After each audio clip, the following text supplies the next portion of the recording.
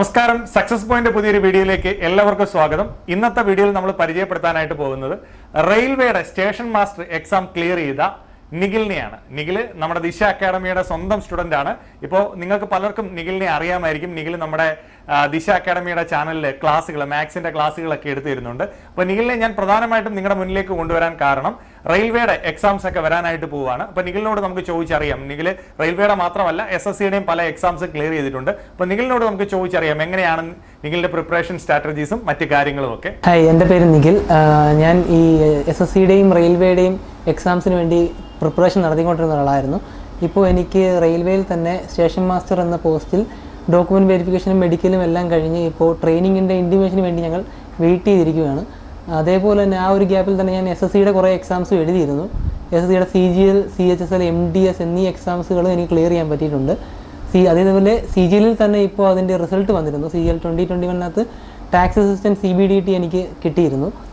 ഇപ്പോൾ റെയിൽവേയുടെ training date ആണ് നമ്മൾ വെയിറ്റ് ചെയ്തിരിക്കുന്നത്. ആദ്യം തന്നെ റെയിൽവേയുടെ ജോയിനിങ് ആണെന്ന് പ്രതീക്ഷിക്കുന്നു. അതുപോലെ എൻ്റെ മറ്റൊരു ക്വസ്റ്റ്യൻ, ഈ SSC എക്സാംസിന് പ്രിപ്പയർ ചെയ്യുന്നത് നമ്മുടെ റെയിൽവേ പോലുള്ള എക്സാമുകൾക്ക് എഴുതുന്നതിന് ഗുണം ചെയ്യുമോ? അതിനെപ്പറ്റിയുള്ള നിഖിലിന്റെ അഭിപ്രായം ഒന്ന് പറയാമോ? ആക്ച്വലി ഞാൻ കോച്ചിങ്ങിന് വന്നത് SSCയുടെ കോച്ചിങ്ങിന് വേണ്ടിയായിരുന്നു വന്നിരുന്നത്. അന്നേരം SSCയുടെ പ്രിപ്പറേഷൻ ആയിരുന്നു എനിക്ക് തുടങ്ങിയത്. ഞാൻ SSC CGLന് വേണ്ടിയായിരുന്നു നമ്മൾ പ്രിപ്പയർ ചെയ്യുന്നത്. CGL 2019 2020 നമ്മൾ Tier 3 എല്ലാം ക്ലിയർ ചെയ്യുന്നു. പക്ഷേ നമുക്ക് ഫൈനൽ സെലക്ഷന് വേണ്ടിയുള്ള മാർക്ക് എത്തിക്കാൻ പറ്റിയിരുന്നില്ല. പക്ഷേ ആ ഒരു പ്രിപ്പറേഷൻ എന്നെ റെയിൽവേയിൽ ഒരുപാട് ഹെൽപ്പ് ചെയ്തിരുന്നു. കാര്യം SSC CGL എക്സാമിനെ അപേക്ഷിച്ച് റെയിൽവേയുടെ ഈ ഡിഗ്രി ലെവൽ, അതായത് ലെവൽ 6 എക്സാം ആണെങ്കിലും NDPCയുടെ ഏതൊരു എക്സാം ആണെങ്കിലും CGLനെ അപേക്ഷിച്ച് വളരെ കുറച്ചുകൂടി എളുപ്പമാണ്. കാര്യം CGL ഇല്ലാത്ത 1-2 ടോപ്പിക്കുകൾ റെയിൽവേയിൽ ഉണ്ടെങ്കിലും പൊതുവേ മാത്സ് ആണെങ്കിലും റീസണിങ് ആണെങ്കിലും എല്ലാം CGLനെ അപേക്ഷിച്ച് കുറച്ചുകൂടി എളുപ്പമാണ് റെയിൽവേ. പിന്നെ CGLനകത്ത് ഇല്ല, അതായത് SSCയുടെ ഡിഗ്രി ലെവൽ എക്സാമിനകത്ത് ഇല്ലാത്ത ഉള്ള ഇംഗ്ലീഷ് എന്ന ടോപ്പിക്ക് ഈ പറയുന്ന റെയിൽവേയിൽ ഇല്ല.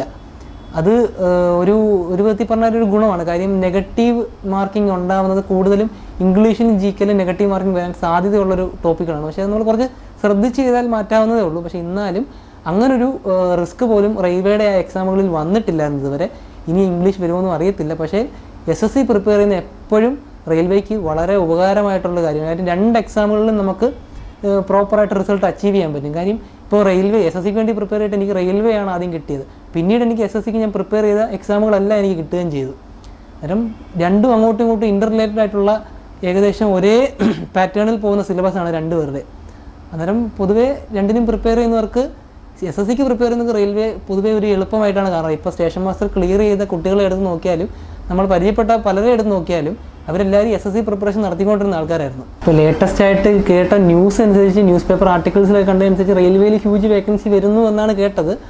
പക്ഷേ അന്നേരം ഈ റെയിൽവേക്ക് വേണ്ടി മാത്രം പഠിക്കുന്നതിലും നല്ലത് നമ്മൾ റെയിൽവേയും SSCയും കൂടി ഒരുമിച്ച് കോൺസെൻട്രേറ്റ് ചെയ്ത് പഠിക്കുന്ന കാര്യം. രണ്ടും ഒരേ സിലബസാണ്, ഒരു വ്യത്യാസമില്ല. വളരെ കുറച്ച് മൈന്യൂട്ട് ഡിഫറൻസസ് ആണ് രണ്ടുപേരും തമ്മിലുള്ള സിലബസിലുള്ള വ്യത്യാസം.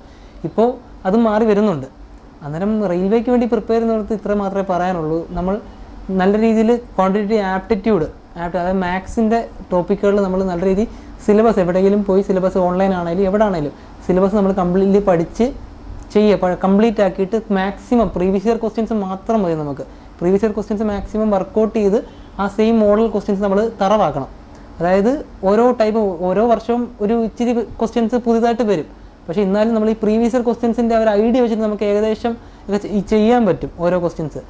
അതേപോലെ ഇപ്പം കൂടുതൽ ഇമ്പോർട്ടൻസ് വരുന്നത് GKക്കാണ്. റെയിൽവേയിൽ പൊതുവേ ജനറൽ സയൻസ്, അതായത് ഫിസിക്സ് കെമിസ്ട്രിക്കൊക്കെ കുറച്ചുകൂടി ഇമ്പോർട്ടൻസ് ഉണ്ട്. SSCയെക്കാട്ടിലും ഫിസിക്സിനും കെമിസ്ട്രിക്കും റെയിൽവേയിൽ കുറച്ചുകൂടി ഇമ്പോർട്ടൻസ് ഉണ്ട്. അതേപോലെ ജനറൽ നോളജ്, അതായത് സ്റ്റാറ്റിക് GK ഒക്കെ ഭയങ്കര ഇമ്പോർട്ടൻ്റ് ആണ്.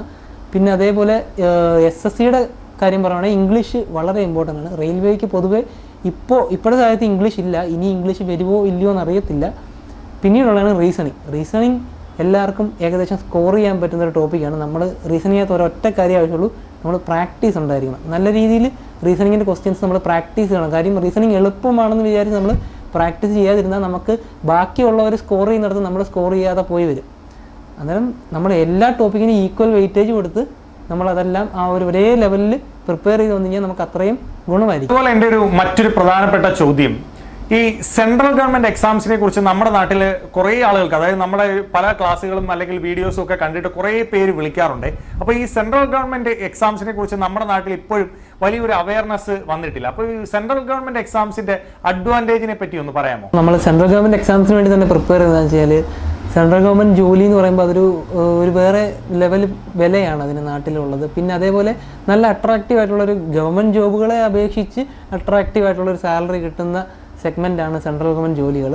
അതേപോലെ തന്നെ ഇപ്പം പലരും എൻ്റെ പരിധിയിൽ തന്നെ ഞാൻ ഒരുപാട് പേരോട് SSCയുടെ എക്സാംസ് എഴുതാൻ പറയുമ്പോൾ എല്ലാവർക്കും പൊതുവേ ഒരു താല്പര്യമില്ല. കാര്യം നാട്ടിൽ ജോലി കിട്ടില്ലായിരിക്കും, അങ്ങനെയുള്ള കുറേ പേടികളുണ്ട്. പിന്നെ അതേപോലെ മാത്സ് പാടായിരിക്കും എന്നൊക്കെയാണ് എല്ലാവരും വിചാരിക്കുന്നത്. പക്ഷേ എന്താണേലും ഇപ്പോൾ PSC എക്സാം എഴുതിയാലും PSCയിൽ GK വളരെ പാടാണ്. അതേപോലെ തന്നെ SSCയിൽ മാത്സ് ഇച്ചിരി പാടാണെന്നേ ഉള്ളൂ. നമ്മൾ എവിടെ ആണെങ്കിലും കഷ്ടപ്പെട്ട് പഠിക്കേണ്ടി വരും. അന്നേരം കുറച്ചുകൂടി നല്ലത് എനിക്ക് പേഴ്സണലി തോന്നിയത് സെൻട്രൽ ഗവൺമെൻറ് എക്സാംസ് വഴി ജോലി നേടുന്നതാണ്. അന്നേരം നാട്ടിലെ ഈ ഒരു മിസ്കൺസെപ്ഷനും എല്ലാവരും ഈ പറയുന്ന പോലെ നാട്ടിൽ എത്രയോ പേര് സെൻട്രൽ ഗവൺമെൻറ് ജോലി ചെയ്യുന്നുണ്ട്, അതൊക്കെ നമ്മൾ മനസ്സിലാക്കണം. നമ്മൾ കുറച്ചുകൂടി ഇതിനെപ്പറ്റി അവയർനെസ് ഒക്കെ ഉണ്ടായി നമ്മൾ ആ ഒരു സെൻട്രൽ ഗവൺമെൻറ് ഡിപ്പാർട്ട്മെൻറ്റുകളൊക്കെ ഒന്ന് അറിഞ്ഞ് അതിനൊക്കെ എക്സാംസ് എഴുതാൻ നമ്മൾ ഒന്ന് താല്പര്യപ്പെടണം. ബാങ്കും PSCയും അല്ലാതെ SSCയിലേക്കും കുറച്ചുകൂടി ആൾക്കാർ ഇറങ്ങണമെന്നാണ്